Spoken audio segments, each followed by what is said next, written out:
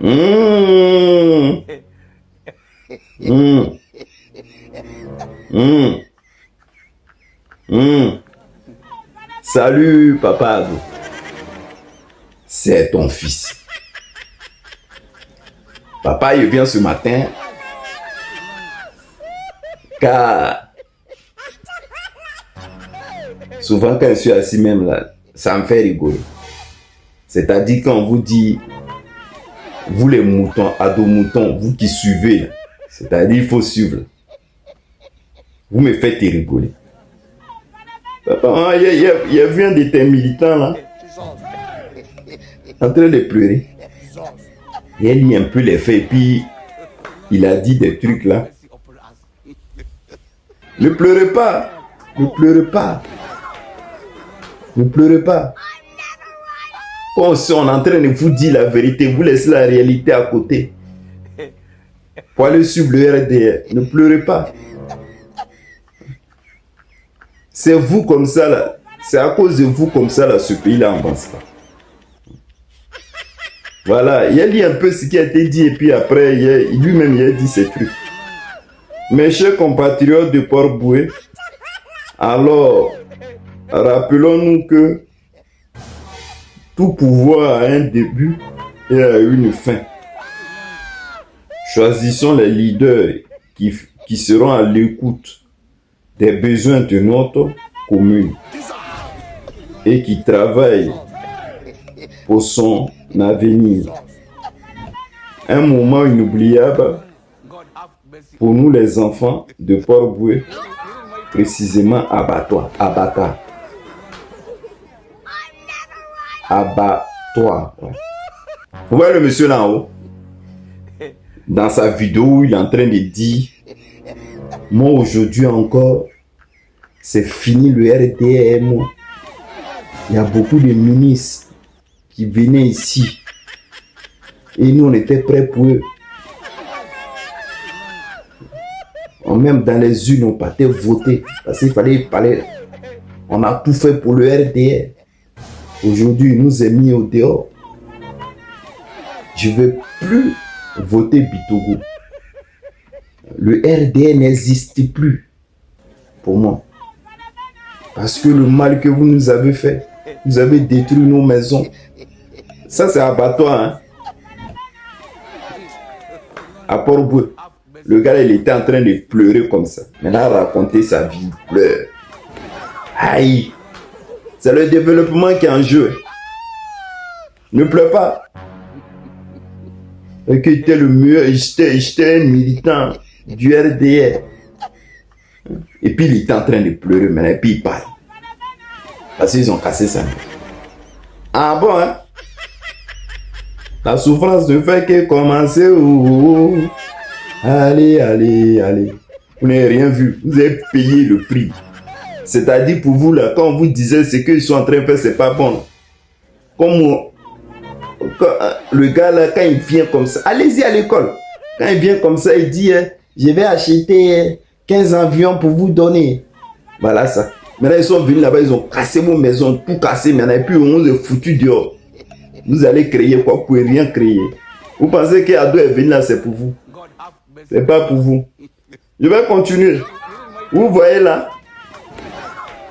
Ça, c'est les jeunes encore du RDR. Vous voyez la photo en haut? On regarde. C'est les jeunes du RDR.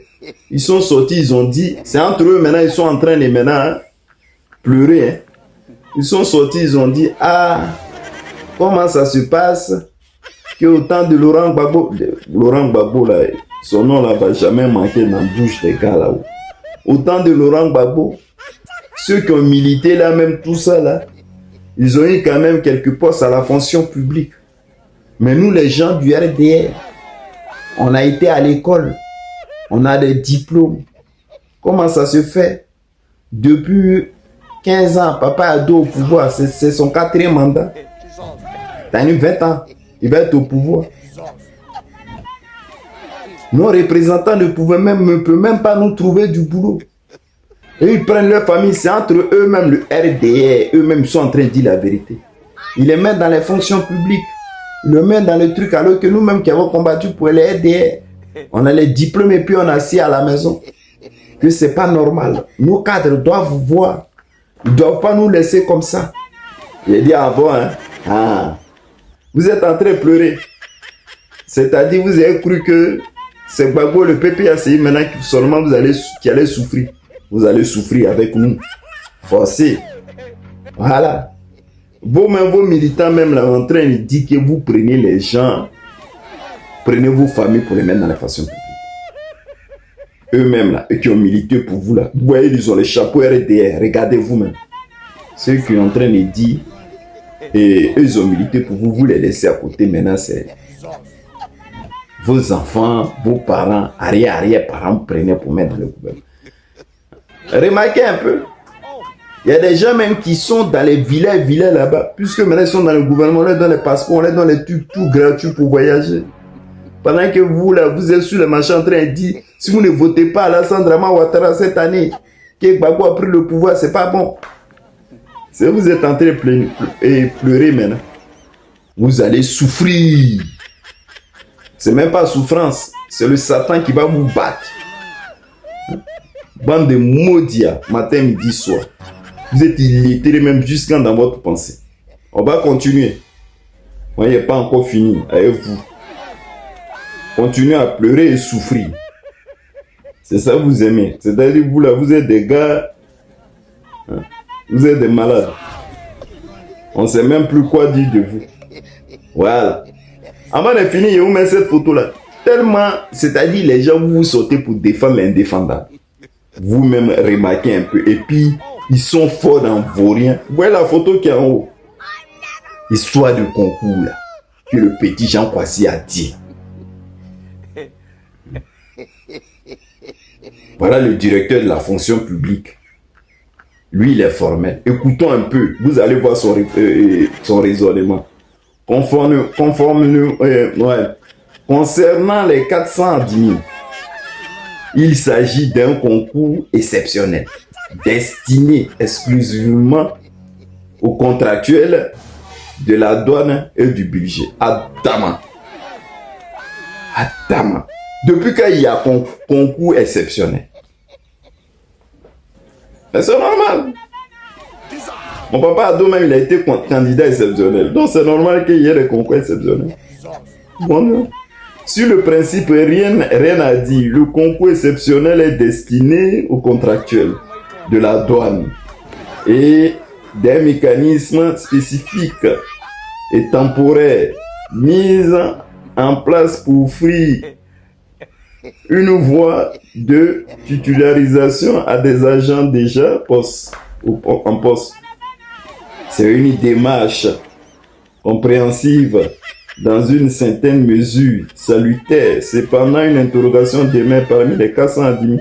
Certains contractuels sont nés en 2006, ce qui signifie qu'ils avaient 18 ans en 2024.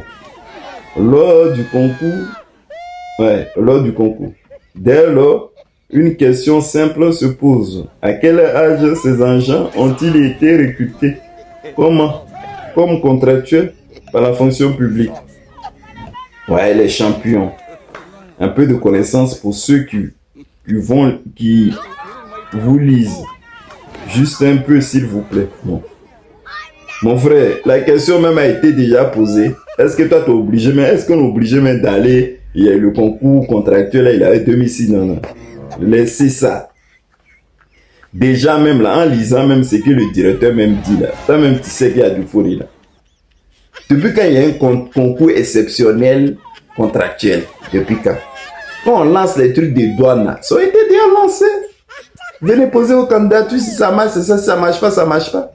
Vous avez dit à tout le monde ici que c'était annulé. La session là a été annulée. Et à grande surprise, on voit que le truc, il y a 410 000. Mais c'est sorti où? Si le truc est annulé. C'était pour dissuader les gens pour ne pas poser les trucs. Vous avez pris vos enfants, vos parents, ceux qui galéraient depuis. Parce que j'ai dit, dans vos ministères, là, le ministre mange. Ses arrière-petits-enfants mangent dans ce gouvernement. Si ce gouvernement-là tombe là, là, il y a encore des mendiants. Mais ce qui va se passer en Côte d'Ivoire, ce n'est pas pour les enfants. Il y a plein qui vont perdre leur boulot. Les vols, tous les ministres là, ils sont des milliardaires. C'est ça, ça se voit. Ça fait pitié vos trucs là. Mais nous on est assis, on vous regarde. C'est Dieu seulement qui fait l'affaire. Donc arrêtez de venir défendre l'indéfendable. Les faits sont là. Voilà. Anno Lotro n'a qu'à venir nous expliquer les 400 là. On dit il n'y a pas concours. Comment ça se fait qu'ils sont sortis? Il n'a qu'à venir nous expliquer. Arrêtez-vous de nous rencontrer les conneries ou d'envoyer les billes de fer et les faux journaliers à André Sylvain à venir nous raconter les bêtises ici. Bon, papa Ado, je te fais un gros bisou et bonne journée. Pardon, pense quand même à tes militants là, parce qu'ils souffrent quand même. Jusqu'à quand ils viennent plénicher. Faites, vous allez le mettre dans vos gouvernements là-bas. Papa, je te fais un gros bisou, bonne journée. On fait ça.